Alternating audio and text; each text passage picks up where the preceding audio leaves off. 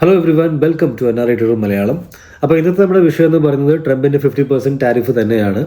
27 ഓഗസ്റ്റിനാണ് അതിൻ്റെ ലേറ്റസ്റ്റ് ആയിട്ടുള്ള റിപ്പോർട്ടുകൾ അനുസരിച്ചിട്ട് എന്താ പറയുക, അതിൻ്റെ ഒരു ഫൈനൽ സ്റ്റേജിലേക്ക് നമ്മൾ പോകാൻ വേണ്ടി പോകുന്നത്. ഇത് വന്നു കഴിഞ്ഞാൽ എന്താണ് ഉണ്ടാകാൻ സാധ്യത ഇന്ത്യൻ മാർക്കറ്റിൽ, അതാണ് ഇന്ന് നമ്മൾ നോക്കാൻ വേണ്ടി പോകുന്നത്. 27 ഓഗസ്റ്റിന് നമ്മൾ സമ്മതിക്കുന്നില്ല, അല്ലെങ്കിൽ നമ്മളുടെ ട്രംപിൻ്റെ ഒരു ആവശ്യങ്ങൾ നമ്മൾ സമ്മതിച്ചു കൊടുക്കുന്നില്ല എന്നുള്ള രീതിയിലാണ് കാര്യങ്ങൾ പോകുന്നത് എങ്കിൽ എന്തൊക്കെയാണ് ആവശ്യം? നമ്മളുടെ ഇന്ത്യയുടെ സമ്പദ് വ്യവസ്ഥയിലെ കർഷകരുടെ ഒരു പ്രാധാന്യം നമുക്ക് എല്ലാവർക്കും അറിയാം. നമ്മുടെ ഇവിടുത്തെ സമ്പദ് വ്യവസ്ഥയിൽ അല്ലെ, അതിൽ പാൽ ഉൽപ്പാദിപ്പിക്കുന്ന ആൾക്കാരുണ്ട്, അതേപോലെ തന്നെ ബാക്കിയുള്ള എനി കൈൻഡ് ഓഫ് കർഷകർ അല്ലേ. അപ്പം ഇവരുടെ ഒരു സപ്പോർട്ടില്ലാതെ നമ്മുടെ സമ്പദ് വ്യവസ്ഥയ്ക്ക് ഒരിക്കലും പിടിച്ചു നിൽക്കാൻ പോലും പറ്റില്ല. അപ്പം അവിടെയാണ് ട്രംപ് കൈവയ്ക്കാൻ ഉദ്ദേശിക്കുന്നത്. ഒന്നാമത്തെ കാരണം, റൈറ്റ്, അവിടുത്തെ US-ൻ്റെ അവിടെ ഉണ്ടാക്കുന്ന വിത്തുകളും അതേപോലെ തന്നെ ജനറ്റിക്കലി ഇമ്പ്രൂവ് ചെയ്തിട്ടുള്ള പച്ചക്കറികളും ഒക്കെ അവർക്ക് ഇവിടെ വിൽക്കണം എന്നുള്ളതാണ് ട്രംപിൻ്റെ ആവശ്യം. ഇത് നമ്മൾ സമ്മതിച്ചു കൊടുക്കുന്നില്ല. അപ്പം നമ്മുടെ കാർഷിക മേഖലയിലേക്ക് US-ൻ്റെ കടന്നുകയറ്റത്തിനെ നമ്മുടെ ഗവൺമെൻറ്റിന് അനുവദിച്ചു കൊടുക്കാൻ പറ്റില്ല. അങ്ങനെ ചെയ്തു കൊടുത്തു കഴിഞ്ഞാൽ അത് നമ്മുടെ വോട്ട് ബാങ്കിനെയും നമ്മുടെ ഈ സർക്കാരിൻ്റെ വോട്ട് ബാങ്കിനെയും അത് ബാധിക്കും. അതേപോലെ തന്നെ നമ്മൾ കണ്ടതാണ് പഞ്ചാബിലൊക്കെ ആയിട്ട്. ഈ ഒരു കാരണം മാത്രമാണോ 50% ടാരിഫ് നമ്മളുടെ മേലെ അപ്ലൈ ചെയ്യാൻ അമേരിക്കയെ പ്രേരിപ്പിക്കുന്നത്? No, not at all. അതിനുള്ള കാരണം മറ്റൊന്നും കൂടി ഉണ്ട്. അതൊരു വളരെ പ്രധാനപ്പെട്ട കാരണമാണ്. അതാണ് ഇന്ത്യയുടെയും അതേപോലെ തന്നെ ഇന്ത്യ ബൈ ചെയ്യുന്ന റഷ്യൻ ഓയിലിൻ്റെ റുപ്പി ബേസ്ഡ് സെറ്റിൽമെൻറ്റ്.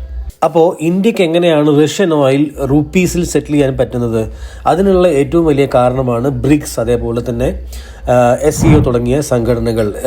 ഇതെന്ന് വെച്ചാൽ ബ്രിക്സ് എന്ന് പറഞ്ഞാൽ Brazil, Russia, India, China, south Africa, Egypt, Ethiopia, Iran, അതേപോലെ തന്നെ UAE, സൗദി അറേബ്യ തുടങ്ങിയിട്ടുള്ള 10ഓളം രാജ്യങ്ങൾ ചേർന്നിട്ടുള്ള ഒരു സംഘടനയാണ്. സോ ബ്രിക്സ് ആൻഡ് SCO തുടങ്ങിയിട്ടുള്ള സംഘടനകൾ മേജർലി ഫോക്കസ് ചെയ്യുന്നത് ഡോളർ ഡോമിനൻസിനെ കുറയ്ക്കാൻ വേണ്ടിയിട്ട് തന്നെയാണ് ഇവർ പ്രവർത്തിക്കുന്നത്. ഓക്കെ, അപ്പോൾ ഈ ഒരു കാരണമുണ്ട്. അതിൽ തന്നെ ഇന്ത്യയാണ് ഏറ്റവും കൂടുതൽ ഓരോ കാര്യങ്ങളെ മുന്നോക്കം എടുത്തുകൊണ്ട് റുപ്പി ബേസിൽ സെറ്റിൽമെൻ്റ് ഒക്കെ തുടങ്ങിയത് ഇന്ത്യയാണ്. അപ്പോൾ ഇതൊക്കെ വാഷിങ്ടൺ DC എപ്പോഴും വാച്ച് ചെയ്തുകൊണ്ടിരിക്കുന്ന ഒരു സംഗതികളാണ്. അപ്പോൾ ഇത് അമേരിക്കയ്ക്ക് ആക്ച്വലി നമുക്ക് നോക്കിക്കഴിഞ്ഞാൽ 25 ബില്യൺ ആണ് കഴിഞ്ഞ ഫൈനാൻഷ്യൽ ഇയറിൽ ഇന്ത്യ റുപ്പി ബേസിൽ സെറ്റിൽ ചെയ്തുകൊണ്ട് മാത്രം ഇന്ത്യ സേവ് ചെയ്തത്. ഇത് ഒരു ഫൈനാൻഷ്യൽ ഇയറിൻ്റെ കാര്യമാണ് ഞാനീ പറയുന്നത്, റൈറ്റ്. അപ്പോൾ ഇതൊക്കെ അമേരിക്കയ്ക്ക് ബേസിക്കലി ഉണ്ടാകുന്ന നഷ്ടങ്ങളാണ്. ഇതൊക്കെയാണ് റീസൺസ് എന്ന് പറയുന്നത്. അപ്പം ഇതെല്ലാം കൂടെ കൂട്ടിയിട്ട് നമ്മൾ നോക്കിക്കഴിഞ്ഞാൽ സ്റ്റോക്ക് മാർക്കറ്റിന്റെ ഇമ്പാക്റ്റ് എന്ന് പറയുന്നത് കഴിഞ്ഞ ഒരു 8-9 മാസങ്ങളായിട്ട് നമ്മുടെ സ്റ്റോക്ക് മാർക്കറ്റ് വല്ലാത്ത രീതിയിൽ കാര്യങ്ങളെ ഓരോന്നായിട്ട് അല്ലേ, ഓരോന്ന് കഴിയുമ്പോൾ ഓരോന്നായിട്ട് അങ്ങനെ 10 റീസൺസ് ആണ് നമ്മുടെ കഴിഞ്ഞ ഈ ഒരു 8-9 മാസങ്ങൾ കൊണ്ട് നമ്മൾ ഫേസ് ചെയ്യുന്നത്. അപ്പോൾ ഫ്രസ്ട്രേഷൻ്റെ ഒരു നെല്ലിപ്പലകയിൽ എത്തിക്കഴിഞ്ഞിട്ടുണ്ടാവും ചില ആളുകളൊക്കെ.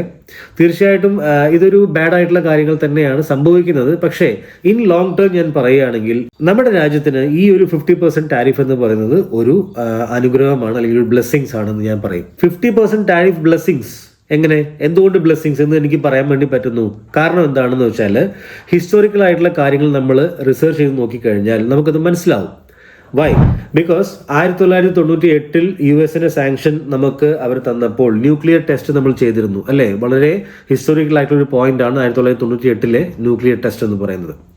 അത് നമ്മൾ ചെയ്തപ്പോൾ US-ന്റെ സാങ്ഷൻസ് നമ്മുടെ ഡിഫൻസ് എക്യുപ്മെന്റ്സിൽ വന്നു, അല്ലെങ്കിൽ അവരുടെ ഭാഗത്ത് നിന്ന് നമുക്ക് തരാനുണ്ടായിരുന്ന ഡിഫൻസ് എക്യുപ്മെന്റ്സിലൊക്കെ അവർ സാങ്ഷൻ കൊണ്ടുവന്നു, നമ്മളെ പേടിപ്പിച്ചുകൊണ്ടിരുന്നു. എന്താ സംഭവിച്ചത്? ആ സമയത്ത് അവിടെ defence import block and global isolation ഉണ്ടായി. India responded by developing its own missile, satellite and nuclear tech. And ഇന്ന് നമ്മൾ എവിടെയാണ് ഉള്ളത്? നിങ്ങൾക്ക് എല്ലാവർക്കും അറിയാം. ബ്രഹ്മോസ് മിസൈൽ വരെ നമ്മളിവിടെ ഉൽപ്പാദിപ്പിച്ചു കഴിഞ്ഞു.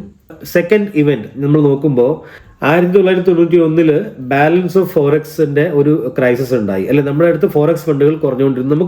നമ്മുടെ അടുത്ത് 3 ആഴ്ചത്തേക്കുള്ള ഫോറക്സ് ഫണ്ടുകൾ മാത്രമേ നമ്മുടെ അടുത്ത് ബാക്കി ഉണ്ടായിരുന്നുള്ളൂ. 1991 സംഭവിച്ച കാര്യമാണ്. എന്താ സംഭവിച്ചത്? Force to reform, opened up economy, diversified exports, invited foreign investments. Result എന്താണ്? India become one of the fastest growing economies in the world. 2017 എന്ത് സംഭവിച്ചു? US H-1B വിസ റെസ്ട്രിക്ഷൻസ് അവർ കൊണ്ടുവന്നു.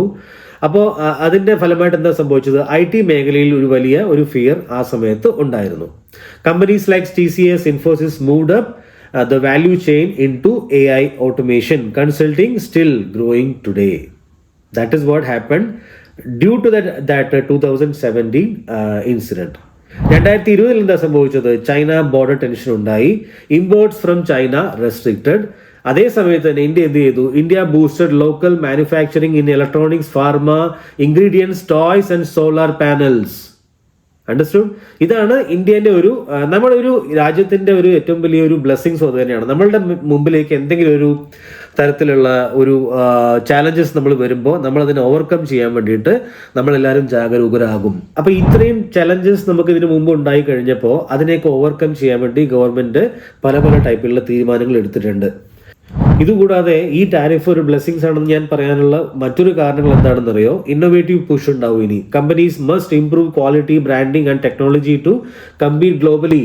അപ്പം നമുക്കിനിയിപ്പോൾ US നിന്ന് വലിയ പ്രശ്നങ്ങൾ വരികയാണെങ്കിൽ തീർച്ചയായിട്ടും നമ്മുടെ ഈ ഭാഗങ്ങളിൽ നമുക്ക് ഇംപ്രൂവ്മെന്റ്സ് ഇനി ഉണ്ടാകാൻ രാജ്യം ശ്രമിക്കും. അതേപോലെ തന്നെ എക്സ്പോർട്ട് ഡൈവേഴ്സിഫിക്കേഷൻ ഉണ്ടാകും, അല്ലേ? Reduced US dependency. ആഫ്രിക്കയിലും അതുപോലത്തെ മറ്റുള്ള മിഡിൽ ഈസ്റ്റിലുള്ള സൗത്ത് ഈസ്റ്റ് ഏഷ്യയിലൊക്കെയുള്ള മാർക്കറ്റിലേക്ക് നമ്മുടെ പ്രൊഡക്റ്റിനെ പുഷ് ചെയ്യാൻ വേണ്ടി ഗവൺമെന്റ് ശ്രമിക്കും, കമ്പനികൾ ശ്രമിക്കും. അതേപോലെ തന്നെ ഡൊമസ്റ്റിക് ഡിമാൻഡ് ഇനി ബൂസ്റ്റ് ചെയ്യാൻ തുടങ്ങും. ഡൊമസ്റ്റിക് ഡിമാൻഡ് ബൂസ്റ്റ് ചെയ്യണമെങ്കിൽ നമ്മളെ പോലത്തെ ആളുകളും അതേപോലെ തന്നെ ഇന്ത്യയിലെ ജനങ്ങളും ഇപ്പൊ പ്രധാനമന്ത്രി പറഞ്ഞ പോലെ തന്നെ നമ്മുടെ മേക്ക് ഇൻ ഇന്ത്യ ഉൽപ്പന്നങ്ങളെ കൂടുതൽ നമ്മൾ ഉപയോഗിക്കാൻ വേണ്ടി ഇനിയെങ്കിലും കോൺഷ്യസ് ആയിട്ട് നമ്മൾ ശ്രമിക്കണം എന്നുള്ളതാണ് അദ്ദേഹം പറഞ്ഞിട്ടുള്ളത്. അപ്പോൾ അതൊക്കെ നമുക്ക് എടുക്കാവുന്ന തീരുമാനങ്ങളാണ്. കാരണം നമ്മുടെ രാജ്യത്തിന് നമ്മുടെ സപ്പോർട്ടാണ് ഇപ്പോൾ ആവശ്യമായിട്ടുള്ളത്. ഷോർട്ട് ടേമിൽ തീർച്ചയായിട്ടും ഇത് നമുക്ക് എഫക്ട് ചെയ്യും, അതിൽ യാതൊരു തർക്കവുമില്ല. ഷോർട്ട് ടേമിൽ എഫക്ട് ഉണ്ടാവും. പക്ഷേ ലോങ് ടേമിൽ നമ്മൾ നോക്കുമ്പോൾ എന്താണ് ഇനി സംഭവിക്കാൻ പോകുന്നത്? വാട്ട് ഈസ് ഹാപ്പനിങ് ഗ്ലോബലി നോക്കിക്കഴിഞ്ഞാൽ ചൈന നമ്മളെ സപ്പോർട്ട് ചെയ്ത് സംസാരിക്കാൻ തുടങ്ങിക്കഴിഞ്ഞു. പ്രധാനമന്ത്രി ഇപ്പോൾ അങ്ങോട്ട് പോകാൻ വേണ്ടി തുടങ്ങുകയാണ്. ഓഗസ്റ്റ് 27 അമേരിക്കൻ്റെ ഡെലിഗേഷൻസ് ഇങ്ങോട്ട് വരുന്നത്, ഇന്ത്യയിലേക്ക് വരുന്നത്. ഒരുപാട് വർഷങ്ങൾക്ക് ശേഷമാണ് പ്രധാനമന്ത്രി ചൈനയിലേക്ക് ഇനി യാത്ര പോകുന്നത്, നമ്മുടെ SCO മീറ്റിംഗ് അറ്റൻഡ് ചെയ്യാൻ വേണ്ടിയിട്ട്. അതേപോലെ തന്നെ നിങ്ങൾ നോക്കിക്കഴിഞ്ഞാൽ അജിത് ഡോവാൽ സർ റഷ്യൻ പ്രസിഡന്റിനെ കാണുന്നു. കണ്ടിട്ട് അദ്ദേഹം നമ്മുടെ ബാക്കിയുള്ള വ്യാപാര ബന്ധങ്ങൾ കൂടുതൽ ഊട്ടി ഉറപ്പിക്കാൻ വേണ്ടി അവർ കുറേ കാര്യങ്ങൾ അവിടെ സംസാരിക്കുന്നുണ്ട്. ഈ രീതിയിലുള്ള കാര്യങ്ങളാണ് ഗ്ലോബലി സംഭവിക്കുന്നത്. അപ്പോൾ ഇന്ത്യ എന്ന രാജ്യം ട്രംപിനെ പോലെ മൊബൈൽ എടുത്ത് ട്വീറ്റ് ചെയ്യുകയല്ല ചെയ്യുന്നത്, അവർ ആക്ട് ചെയ്യുകയാണ് ചെയ്യുന്നത് ആക്ച്വലി. ഓക്കെ, നമ്മൾ വളരെ ഡിപ്ലോമാറ്റിക് ആയിട്ട് നമ്മൾ കാര്യങ്ങളെ നോക്കിക്കണ്ടിട്ട് സീരിയസ് ആയിട്ട് നമ്മൾ അതിന് ആക്ഷൻസ് എടുക്കുകയാണ് നമ്മൾ ചെയ്യുന്നത്. അപ്പോൾ we are in a very safer hand currently. അപ്പോൾ അതിൽ യാതൊരു തർക്കവും നമുക്ക് വേണ്ട, നമുക്ക് യാതൊരു തരത്തിലുള്ള ഒരു പേടി നമുക്ക് വേണ്ട കറന്റ് ഗവൺമെന്റിന്റെ ആക്ഷൻസ് കൊണ്ട്. ഓക്കെ, അവരൊരിക്കലും അവരുടെ വോട്ട് ബാങ്കിനെ തകർക്കാൻ വേണ്ടിയിട്ടുള്ള കാര്യങ്ങളും ചെയ്യില്ല. അതേപോലെ തന്നെ ഈ രാജ്യത്തിന്റെ ഈ കഴിഞ്ഞ ഒരു വെറും 14ാമത്തെ സ്ഥാനത്തുണ്ടായിരുന്ന നമ്മുടെ എക്കണോമിനെ 4ാമത്തെ സ്ഥാനത്തേക്ക് എത്തിച്ച ഗവൺമെൻറ്റാണ് കറന്റ് ഗവൺമെൻറ് എന്ന് പറയുന്നത്. ഓക്കെ, സോ ഞാൻ BJP സപ്പോർട്ടറോ കാര്യങ്ങളൊന്നുമല്ല. പക്ഷേ നമ്മൾക്ക് നമ്പേഴ്സിനെ നമുക്ക് ഒരിക്കലും കള്ളം പറയാൻ വേണ്ടി പറ്റില്ല. 14ാമത്തെ എക്കണോമിയിൽ നിന്ന് 4ാമത്തെ എക്കണോമിയിൽ എത്തിച്ചപ്പോൾ ഇവിടെ എല്ലാം മാറി മറിഞ്ഞു എന്നും നമുക്ക് അവകാശപ്പെടാനൊന്നുമില്ല. ഇപ്പോഴും പട്ടിണിയും പരിവട്ടവും ഒക്കെ ഉണ്ട് കുറേ സ്ഥലങ്ങളിൽ. ഓക്കെ, അത് നിങ്ങൾക്ക് ചൈനയിലും കാണാൻ വേണ്ടി പറ്റും. ചൈനയിൽ നിങ്ങളിപ്പോൾ നോക്കിക്കഴിഞ്ഞാൽ നമ്മൾ ഈ കാണിക്കുന്ന കളർഫുൾ ആയിട്ടുള്ള കാര്യങ്ങളല്ല. ചൈനയിലെ ട്രെയിനിന്റെ അവസ്ഥ എന്താണെന്നും അതേപോലെ തന്നെ ഉൾനാടുകളിലേക്ക് പോയി കഴിഞ്ഞാൽ അവിടുത്തെ എക്കണോമി എന്താണെന്നുള്ള കാര്യങ്ങളൊക്കെ ആ രീതിയിൽ നമ്മൾ റിസർച്ച് ചെയ്താൽ നമുക്ക് മനസ്സിലാവും. ചൈന വളരെ US താഴെയുള്ള സെക്കൻഡ് ലാർജസ്റ്റ് എക്കണോമിയാണ്. നമ്മളെക്കാളും ഒരുപാട് മുകളിലാണ് ചൈന ഉള്ളത് ഇപ്പോൾ. എന്ന് വെച്ചിട്ട് അവിടെയും ഈ രീതിയിലുള്ള കാര്യങ്ങളൊന്നും ഇല്ല എന്നുള്ളതില്ല. ഓക്കെ, ഗ്രോത്ത് എന്ന് പറയുന്നത് വളരെ ഗ്രാജുവലി സംഭവിക്കുന്ന കാര്യമാണ്. അപ്പോൾ ഈ രീതിയിലുള്ള ചലഞ്ചസ് 130 കോടി ജനങ്ങളുള്ള 10 കോടിനെ ഞാൻ കണക്കിൽ പെടുത്തുന്നില്ല. കാരണം അവരൊക്കെ ഇനി തിരിച്ചു പോകാൻ വേണ്ടി പോവുകയാണ്. Those are Bangladeshis. നമ്മുടെ എല്ലാ സ്റ്റേറ്റുകളിലും ഉള്ള കഴിഞ്ഞ സർക്കാരുകളിലൊക്കെ വോട്ട് ബാങ്കായിട്ട് മാറ്റിവെച്ചിട്ടുള്ള കുറേ ബംഗ്ലാദേശികൾ നമ്മുടെ സ്ഥലത്തുകളുണ്ട്, നമ്മുടെ ഈ രാജ്യത്തുണ്ട്. അവരും ഇവിടുന്ന് പുറത്തു പോകണമെന്നാണ് എൻ്റെ ഒരു തീർച്ചയായിട്ടും എൻ്റെ ഉള്ളിൽ നിന്നുള്ളൊരു ആഗ്രഹം. ആ രീതിയിൽ നമ്മൾ നോക്കുമ്പോൾ ഈ 130 കോടി ജനങ്ങൾ ഉപയോഗിച്ചാൽ തന്നെ ഇന്ത്യയുടെ ഡൊമസ്റ്റിക് കൺസപ്ഷൻ എന്ന് പറയുന്നത് 69%, 70% എന്ന് പറയാം. എന്ന് വെച്ചാൽ ഇന്ത്യയിൽ ഉണ്ടാക്കപ്പെടുന്ന കറന്റ്ലി ഉണ്ടാക്കപ്പെടുന്ന പ്രൊഡക്റ്റുകൾ, ഓവറോൾ പ്രൊഡക്റ്റുകൾ നമ്മൾ നോക്കിക്കഴിഞ്ഞാൽ അതിൻ്റെ ടോട്ടൽ വില 100 രൂപയാണെങ്കിൽ 70 രൂപയും ഇന്ത്യ സമ്പാദിക്കുന്നത് ഇന്ത്യയിൽ നിന്ന് തന്നെയാണ്. 30 രൂപ മാത്രമേ പുറത്തുനിന്ന് വരുന്നുള്ളൂ. That is the difference. അപ്പോൾ ഈ 30 രൂപ പുറത്തുനിന്ന് വരുന്ന ആ ഒരു എക്സ്പോഷറാണ് നമ്മുടെ കൺട്രിക്ക് എക്സ്പോർട്ട് കൊണ്ടുള്ളത്. അതിൽ വരുന്ന ഒരു മേജർ ആയിട്ടുള്ള എക്കണോമിയാണ് നമ്മുടെ US എന്ന് പറയുന്നത്. ട്രംപിൻ്റെ ഈ പൊട്ടത്തരങ്ങൾ കാരണം അവിടുന്ന് മേജർ ആയിട്ടുള്ള FIIs ഒക്കെ അവിടുന്ന് പോകാൻ വേണ്ടി തുടങ്ങിയിട്ടുണ്ട്. അവരുടെ തന്നെ ഗവൺമെൻറ്റിലുള്ള ആളുകൾ അവരെ ക്രിട്ടിസൈസ് ചെയ്തുകൊണ്ട് സംസാരിക്കാൻ തുടങ്ങിയിട്ടുണ്ട്. You can see these tweets here. അവരെ തന്നെ ഗവൺമെൻറ് അവരെ തന്നെ ക്രിട്ടിസൈസ് ചെയ്ത് സംസാരിക്കാൻ തുടങ്ങിയിട്ടുണ്ട്. അപ്പം ഇതൊന്നും ഈ അമേരിക്കയ്ക്ക് പോലും ഇതൊന്നും നല്ലതായിരിക്കില്ല. അവരുടെ എക്കണോമീനെ അവർ ഓൾറെഡി അമേരിക്ക എന്ന് പറയുന്നത് 38 ട്രില്യൺ ഒരു ഡെപ്റ്റ് ബോംബാണ് ആക്ച്വലി അമേരിക്ക എന്ന് പറയുന്നത്. അവരുടെ ബജറ്റ് നമ്മൾ നോക്കിക്കഴിഞ്ഞാൽ എല്ലാ ബജറ്റിലും പിന്നെ അവർക്ക് കൊടുക്കേണ്ടിയിട്ടുള്ള ഇൻട്രസ്റ്റ് എമൗണ്ട് ആണ് ഏറ്റവും കൂടുതലുള്ളത് റാദർ ദാൻ അവരുടെ ബാക്കിയുള്ള സ്പെൻഡിങ്സ്. ഡിഫൻസ് സ്പെൻഡിങ് ഒക്കെ കൂടുതലാണെങ്കിലും അതിനേക്കാളും എത്രയോ കൂടുതലാണ് അവരുടെ ഇൻട്രസ്റ്റ് അവർ പേ ചെയ്യുന്നത് എല്ലാ വർഷവും. ഓക്കെ, അപ്പോൾ അത്രയും വലിയ ഡെപ്റ്റ് ട്രാപ്പിനകത്താണ് അമേരിക്ക ഉള്ളത്. അതുകൊണ്ടാണ് അപ്പോൾ എങ്ങനെയാണ് ഈ ഇത്രയും വലിയ ഡെപ്റ്റ് ട്രാപ്പിലേക്ക് അമേരിക്ക പോയതെന്ന് ചോദിച്ചു കഴിഞ്ഞാൽ ഇറ്റ്സ് സിംപ്ലി US ഡോളറിന്റെ ഒരു വിശ്വാസത എല്ലായിടത്തും ഉണ്ടായിരുന്ന ഒരു വിശ്വാസം ഉണ്ടായിരുന്നു എല്ലാവർക്കും അല്ലേ. ഇപ്പോൾ ചെറുതായിട്ട് എന്താ പറയുക അതിന് കോട്ടം തട്ടി തുടങ്ങിയിട്ടുണ്ട്. ചെറുതായിട്ടല്ല, നല്ല രീതിയിൽ അതിന് കോട്ടം തട്ടി തുടങ്ങിയിട്ടുണ്ട്. അപ്പോൾ ഈ ഒരു വിശ്വാസമാണ് US ഡോളറിന്റെ ആ ഒരു വാല്യൂ എന്ന് പറയുന്നത്. അല്ലാതെ വേറൊന്നും അതിനെ ബാക്ക് ചെയ്യാനില്ല, വെറും പേപ്പറുകൾ മാത്രമാണിത്. ഓക്കെ, അപ്പം ഈ US ഡോളറിന്റെ ഈ വിശ്വാസം കൊണ്ട് മാത്രം അവർ ഒരു കണക്കുമില്ലാതെ പ്രിന്റ് ചെയ്തുകൊണ്ടിരിക്കുകയാണ് പൈസേനെ. ഓക്കെ, പ്രിന്റ് ചെയ്ത് മാർക്കറ്റിലേക്ക് കൊണ്ടുവരുന്നു. ഇങ്ങനെ അവർ പ്രിന്റ് ചെയ്ത് മാർക്കറ്റിലേക്ക് കൊണ്ടുവന്നിട്ടുള്ള പണപ്പെരുപ്പം കാരണം എന്തെങ്കിലും ഒരിക്കൽ ഈ വിശ്വാസ്യത മറ്റുള്ള ജനങ്ങളിൽ നിന്ന് പൊട്ടിക്കഴിഞ്ഞാൽ പിന്നെ US ഡോളർ കൊളാപ്സ് ആവും. അതായിരിക്കും അടുത്ത ഏറ്റവും വലിയ സ്റ്റോക്ക് മാർക്കറ്റ് ക്രാഷിനുള്ള കാരണമെന്നും എനിക്ക് ചിലപ്പോൾ തോന്നാറുണ്ട്. സത്യമായിട്ടും പറയാണ്. ഓക്കെ, സോ ഗ്രേറ്റ് ഡിപ്രഷനൊക്കെ ഉണ്ടായ പോലെ തന്നെ. അപ്പോൾ അതായിരിക്കും ചിലപ്പോൾ ഒരു കാരണം. US-ന്റെ ഡോളറിൻ്റെ തകർച്ചയായിരിക്കും ഏറ്റവും വലിയ കാരണം എന്ന് പറയുന്നത്.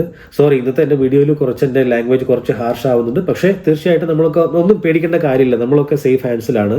നമ്മുടെ രാജ്യത്തിൻ്റെ എന്താ പറയുക ഇനിയുള്ള വരാൻ പോകുന്ന 20 years എന്ന് പറയുന്നത് it's a golden era for India. There is no doubt on that. കാരണം ഞാൻ പറയാം, അപ്പോൾ ഈ US ഡോളറിനെ ബാക്ക് ചെയ്യാൻ വേണ്ടിയിട്ടാണ് അവരിപ്പോൾ ബിറ്റ് കോയിൻ ഇൻട്രൊഡ്യൂസ് ചെയ്തിരിക്കുന്നത്. ഇങ്ങനത്തെ എല്ലാ കാര്യങ്ങളും എല്ലാവർക്കും അറിയാവുന്നതാണ്, നിങ്ങൾക്ക് എല്ലാവർക്കും അറിയുന്നതായിരിക്കും. അപ്പോൾ ഇതാണ് അവരുടെ ഗെയിം എന്ന് പറയുന്നത്. അപ്പോൾ being A stock market investors നമുക്ക് കൂടുതൽ പേടിക്കേണ്ട കാര്യമൊന്നുമില്ല. കാരണം എന്താണ്, നമ്മുടെ Nifty 50 തന്നെ നമുക്കൊന്ന് ജസ്റ്റ് ഒന്ന് അനലൈസ് ചെയ്ത് നോക്കിക്കഴിഞ്ഞാൽ Nifty 50-ലുള്ള എത്ര കമ്പനികൾ എത്ര സെക്ടേഴ്സിനാണ് കറൻ്റ്ലി നമുക്ക് ഇമ്പാക്ട് ചെയ്യപ്പെടുക എന്ന് ചോദിച്ചു കഴിഞ്ഞാൽ ഈ ഒരു ടാരിഫിന്റെ ഇമ്പാക്ട് കാരണം ഏറ്റവും കൂടുതൽ ആൾക്കാർ പേടിച്ചിട്ട് വിറ്റ സ്റ്റോക്കുകളാണ് IT സ്റ്റോക്കുകൾ. പക്ഷേ TCSും ഇൻഫോസിസും വിപ്രോ പോലത്തെ IT കമ്പനികളൊന്നും ഇതിനകത്ത് എക്സംപ്റ്റഡ് ആണ്. കാരണം ഇതൊക്കെ സർവീസ് എക്സംപ്റ്റഡ് ആണ്, സർവീസ് ഓറിയന്റഡ് ബിസിനസ് ആണ്. ഓക്കെ, അല്ലാതെ ഗുഡ്സിന്റെ ബിസിനസ് അല്ല. അതുകൊണ്ട് IT-യിൽ യാതൊരു പ്രശ്നങ്ങളും ഇല്ല. Okay, banking NBFCs there is no problem at all. കാരണം 100% ഡൊമസ്റ്റിക് റവന്യൂ ആണ് ബാങ്കിങ് ആൻഡ് NBFC. പെയിന്റ് സെക്ടറും ഇതുകൊണ്ട് എഫക്റ്റ് ആവുന്ന കുറേ ന്യൂസുകൾ വന്നിരുന്നു. It is totally wrong. Paint is extremely domestic demand consumption oriented. കാരണം മറ്റുള്ള രാജ്യങ്ങളൊക്കെ അവരുടെ പെയിന്റുകൾ സ്വന്തം ഉണ്ടാക്കുന്നുണ്ട്. ഇവിടെ നിന്ന് അങ്ങോട്ട് പോയിട്ട് അവർക്ക് ആവശ്യങ്ങളൊന്നുമില്ല ബേസിക്കലി. പിന്നെ സിമെന്റ്, അൾട്രാടെക്, ACC, അംബുജ പോലത്തെ കമ്പനികളൊക്കെ എഫക്ട് ചെയ്യപ്പെടുമെന്ന് കുറെ പറഞ്ഞിരുന്നു. No, totally wrong. സിമെന്റ് എന്ന് പറയുന്നത് ടോട്ടലി ഡൊമസ്റ്റിക് കൺസപ്ഷനിൽ വരുന്ന കമ്പനികളാണ്. റീറ്റെയിൽ FMCG കമ്പനികൾ ഡൊമസ്റ്റിക് എന്താ പറയുക കൺസപ്ഷൻ ഡ്രിവൺ ആണ്. There is no problem at all. അപ്പോൾ കൺസ്യൂമർ ഓറിയന്റഡ് ആയിട്ടുള്ള ഡൊമസ്റ്റിക് ഓറിയന്റഡ് ആയിട്ടുള്ള ബിസിനസ്സിലാണ് നമ്മൾ ഇൻവെസ്റ്റ് ചെയ്യുന്നത് എങ്കിൽ there is no problem at all. പിന്നെ മോഡറേറ്റ് ആയിട്ട് നമുക്ക് നോക്കേണ്ട കമ്പനികൾ, മോഡറേറ്റ് റിസ്കിലുള്ള കമ്പനികൾ ഏതൊക്കെയാണ് ഇപ്പോൾ കറന്റ് നോക്കിക്കഴിഞ്ഞാൽ നമ്മുടെ ഫുട്വെയർ മാനുഫാക്ചറേഴ്സും അതേപോലെ തന്നെ അപ്പിയറൽ റിലേറ്റഡ് ആയിട്ടുള്ള കമ്പനികളൊക്കെയാണ് മോഡറേറ്റ് റേഞ്ചിൽ നമുക്കിപ്പോൾ ഒരു റിസ്ക് ഉള്ള കമ്പനികൾ എന്ന് പറയുന്നത്. കാരണം പറയുന്നത് അവരുണ്ടാക്കുന്ന പ്രൊഡക്റ്റുകളുടെ US എക്സ്പോഷർ കൂടുതലാണ്. ഇതാണ് കാരണം. ബട്ട് നമ്മൾ നോക്കിക്കഴിഞ്ഞാൽ അതാണോ എൻ്റെ കാര്യം? പേജ് ഇൻഡസ്ട്രീസിൻ്റെ കാര്യം നമ്മൾ നോക്കിക്കഴിഞ്ഞാൽ 5 to 10% ആണ് എക്സ്പോർട്ട്. ഓക്കെ, ടോട്ടൽ ഉള്ളത് mainly to UAE and south east ആണ്. So may not face direct impact, but any fall in Indian garment sector could effect. അല്ലാതെ ഈ ഒരു ടാരിഫ് കാരണം പേജ് ഇൻഡസ്ട്രീസിന് യാതൊരു കുഴപ്പമുണ്ടാകാൻ പോകുന്നില്ല. Okay, so low direct US exposure basically. Relaxo 2 to 3% export ഉണ്ട്. Minor US presence ആണ് റിലാക്സോയ്ക്ക് US-ലുള്ളത്. Limited direct hit but may lose future opportunities in US market expansion if the tariff coming to play. Lex Industries എന്ന് പറയുന്ന company 8 to 10% export ഉണ്ട്. Some to US ആണ്. പക്ഷേ reduced margin in export business or lose volume.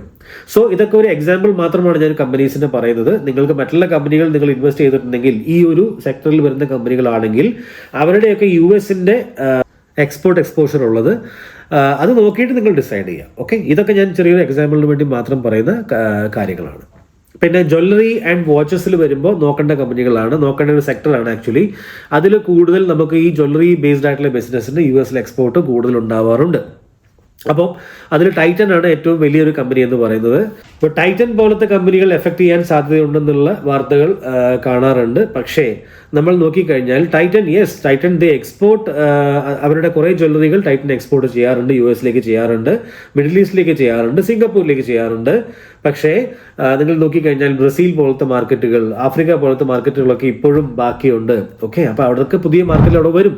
അതേപോലെ തന്നെ ഇപ്പോൾ currently നോക്കിക്കഴിഞ്ഞാൽ അവരുടെ എക്സ്പോർട്ടിൽ മാർജിൻ വരാൻ സാധ്യതയുണ്ട്, എക്സ്പോർട്ട് മാർജിനിൽ കുറവുകൾ വരാൻ സാധ്യതയുണ്ട്, ടെമ്പററി എഫക്റ്റ് ഉണ്ടാകും. പക്ഷേ മുന്നോട്ട് പോകുമ്പോൾ എന്താ സംഭവിക്കുക, ടൈറ്റൻ്റെ 95% വരുന്ന പ്രോഫിറ്റുകൾ വരുന്നത് ഇന്ത്യയിൽ നിന്ന് മാത്രമാണ്. എക്സ്പോഷറൊക്കെ കുറവ്, അത്രേ ഉള്ളൂ, 5% മാത്രമേ എക്സ്പോഷർ ഉള്ളൂ. അവർക്ക് ഈസി ആയിട്ട് UAE അതേപോലെ തന്നെ ഗൾഫ് മാർക്കറ്റുകളിലും ആഫ്രിക്ക മാർക്കറ്റുകളിലും ഒക്കെ അവർക്ക് അവരുടെ മാർക്കറ്റിനെ തുറക്കാൻ വേണ്ടി പറ്റും. പിന്നെന്താണ്, പ്രൈസിങ് പവറുള്ള കമ്പനിയാണ്, ബ്രാൻഡാണ് അത് ബേസിക്കലി. ഓക്കെ, അപ്പോൾ അവർക്ക് അവരുടെ പ്രൈസിനെ കുറച്ച് കൂട്ടി അവരുടെ പ്രോഫിറ്റിനെ മാനേജ് ചെയ്യാൻ വേണ്ടി പറ്റും. So that's completely okay for the temporary time being. അവർക്കതൊക്കെ ചെയ്യാൻ വേണ്ടി പറ്റും. പിന്നെ പോർട്ട് ബിസിനസ്സുകൾ, അദാനി പോർട്ട് പോലത്തെ കമ്പനികൾ, അതേപോലെ തന്നെ പോർട്ടുമായിട്ട് റിലേറ്റഡ് ആയിട്ടുള്ള ബിസിനസ്സുകൾ ചെയ്യുന്ന കമ്പനികൾ, ഓക്കെ, ഇവർക്ക് എഫക്റ്റ് ഉണ്ടാവാൻ സാധ്യതയുണ്ടോ നോക്കിക്കഴിഞ്ഞാൽ തീർച്ചയായിട്ടും ഉണ്ടാവും. കാരണം ഇതൊരു ഇമ്പാക്റ്റ് എന്ന് പറഞ്ഞാൽ എന്തിൻ്റെ ഇമ്പാക്റ്റ് ഉണ്ടാവും, എക്സ്പോർട്ട് വോളിയം കുറയുമ്പോൾ കണ്ടെയ്നർ ട്രാഫിക് കുറയും. ഓക്കെ, അപ്പോൾ കണ്ടെയ്നർ ട്രാഫിക്കിൻ്റെ വോളിയം കുറയുമ്പോൾ അത് തീർച്ചയായിട്ടും അദാനി പോലത്തെ കമ്പനികളെ ബാധിക്കാൻ സാധ്യതയുണ്ട് ടെമ്പററി ആയിട്ട്. പക്ഷേ ബിസിനസ്സുകൾ എപ്പോഴും ഇതേപോലത്തെ ചാലഞ്ചസുകൾ വരുമ്പോൾ US പോയില്ലെങ്കിൽ US പോകുന്ന അതേ പ്രൊഡക്റ്റുകൾ തന്നെ അവർ മറ്റുള്ള രാജ്യങ്ങളിലേക്ക് അവർ കൂടുതൽ അവരുടെ ബിസിനസ്സിന് കൊടുക്കും. എല്ലാ ബ്രിക്സിനകത്ത് വരുന്ന രാജ്യങ്ങളൊക്കെ ഇത് സപ്പോർട്ട് ചെയ്യാൻ വേണ്ടി തുടങ്ങും. കാരണം ബ്രിക്സ് എന്ന് പറയുന്ന സംഘടന നിങ്ങൾ ചെറുതാണെന്ന് കരുതണ്ട. കാരണം എന്താണ്, ചൈന ഇപ്പോൾ ഇന്ത്യനെ പ്രൈസ് ചെയ്ത് സംസാരിക്കാൻ തുടങ്ങിയിട്ടുണ്ട്. കാരണം ലേറ്റസ്റ്റ് ആയിട്ടുള്ള ഒരു ന്യൂസ് നമ്മൾ നോക്കുമ്പോൾ നമ്മുടെ ആനയുടെയും അതേപോലെ തന്നെ ഡ്രാഗന്റെയും ഒരു ഫോട്ടോയൊക്കെ വെച്ചിട്ടാണ് ചൈന പറയുന്നത് ആനയും ഡ്രാഗണും ഒരേ രീതിയിൽ ഒരുപോലെ പ്ലേ ചെയ്യേണ്ട സുഹൃത്തുക്കളാണ് എന്നാണ് അവരത് പറയാൻ ഉദ്ദേശിക്കുന്നത്. ഇനിയിപ്പോൾ നരേന്ദ്രമോദിജി അങ്ങോട്ട് പോകാൻ വേണ്ടി പോവുകയാണ്. അപ്പോൾ റഷ്യ അതേപോലെ തന്നെ അജിത് ദോവൽ പോയി കാണാൻ വേണ്ടി തുടങ്ങിയിട്ടുണ്ട്. അപ്പോൾ ഈ രീതിയിലുള്ള ഒരുപാട് കാര്യങ്ങൾ ജിയോ പൊളിറ്റിക്കലി സംഭവിക്കുന്നുണ്ട്. There is nothing much to worry guys. ഈ ഒരു സമയം എന്ന് പറയുന്നത് നല്ല കമ്പനികളെ അക്യുമുലേറ്റ് ചെയ്യാനുള്ള സമയമാണ്. വാങ്ങണോ വേണ്ടയോ എന്നുള്ള കാര്യങ്ങളൊക്കെ നിങ്ങൾ സ്വന്തമായിട്ട് തീരുമാനിക്കുക. കാരണം എനിക്ക് പറയാനുള്ള ലിമിറ്റേഷൻസ് ഉണ്ട്. പിന്നെ ചാർട്ടിൽ പോയി നമ്മൾ നിഫ്റ്റിയുടെ കാര്യങ്ങൾ നമ്മൾ സംസാരിക്കുമ്പോൾ കഴിഞ്ഞ ലാസ്റ്റ് ടൈം നമ്മൾ ചാർട്ട് നമ്മൾ അനലൈസ് ചെയ്തപ്പോൾ ഈ ലെവലാണ് നമ്മൾ സംസാരിച്ചിരുന്നത്. ഇവിടുന്ന് പ്രൈസ് മുകളിലേക്ക് പോകാൻ വേണ്ടി തുടങ്ങും എന്നുള്ള കാര്യം. പക്ഷേ അത് ബ്രേക്ക് ആയി കഴിഞ്ഞാൽ പിന്നെ അതിവിടെ നിൽക്കില്ല, പ്രൈസ് കുറച്ചുകൂടെ താഴേക്ക് വരാൻ സാധ്യതയുണ്ട്. ഓൾറെഡി പ്രൈസിങ് ആയി കഴിഞ്ഞു, എന്നാലും ഈ ഒരു ലെവൽ എന്ന് പറയുന്നത് ഒരു ക്രൂഷ്യൽ ലെവലാണ്. ഓക്കെ, ഈ ഒരു ഗ്യാപ്പ് ഡൗൺ ആയി വന്ന ലെവലുകൾ. ഓക്കെ, അപ്പം ഈ ഒരു ലെവലിലേക്കൊക്കെ പ്രൈസ് താഴേക്ക് വന്ന് ടച്ച് ചെയ്യാനുള്ള സാധ്യതയുണ്ട്. ഇത് കഴിഞ്ഞ് താഴേക്ക് വരാനുള്ള സാധ്യത എനിക്ക് കാണുന്നില്ല. ഓക്കെ, പ്രൈസ് ഇവിടുന്ന് മുകളിലേക്ക് പോകാനുള്ള ചാൻസാണ് എനിക്ക് കൂടുതലായിട്ട് കാണുന്നത്. ചിലപ്പം ഈ ഒരു ടെമ്പററി ആയിട്ട് ഇങ്ങനെ വന്ന് ഇവിടെ ടച്ച് ചെയ്തിട്ട് മുകളിലേക്ക് പോകാനുള്ള ചാൻസാണ് ഏറ്റവും കൂടുതലുള്ളത്. പക്ഷേ ലോങ് ടേമിലേക്ക് നമ്മൾ നോക്കുമ്പോൾ നത്തിങ് ടു വറി. എൻ്റെ ടാർഗറ്റ് എന്ന് പറയുന്നത് നിഫ്റ്റി തീർച്ചയായിട്ടും ഈ ഒരു പാറ്റേണിൻ്റെ ഇനിയിപ്പോൾ ഈ പാറ്റേൺ ഇപ്പോൾ ഇങ്ങനെ പോയിട്ട് ഈ രീതിയിൽ വന്ന് പോയാലും എങ്ങനെ പോയാലും ടാർഗറ്റ് നിഫ്റ്റീൻ്റെ 28,717 എന്ന ടാർഗറ്റാണ് എനിക്കുള്ളത്. Okay, so I'm okay to hold my existing holdings with 100% confidence and I will see with another video.